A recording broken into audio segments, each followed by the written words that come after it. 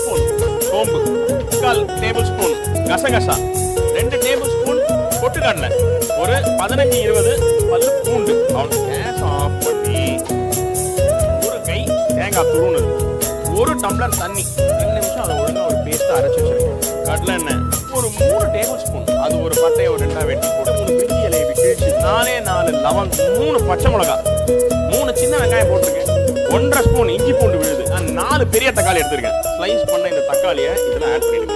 ஒரு 1/2 ஸ்பூன் மஞ்சத்தூள், 1 ஸ்பூன் தனியாத்தூள், 1 table spoon Kashmiri chilli powder, ஒரு கட்டு கருவேப்பிலை, ஒரு 1/2 லிட்டர் தண்ணி, 10 to 12 நிமிஷம் பாயில் ஆகி திக்காச்சுன்னா அதுக்கு தேவையான மாதிரி கொஞ்சம் தண்ணி ஊற்றி பேஸ்ட் இதில் ஆட் பண்ணுறேன்.